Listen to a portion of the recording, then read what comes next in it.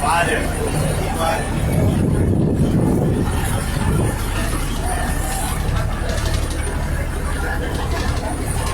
A gente tá indo pra Barra dos Coqueiros.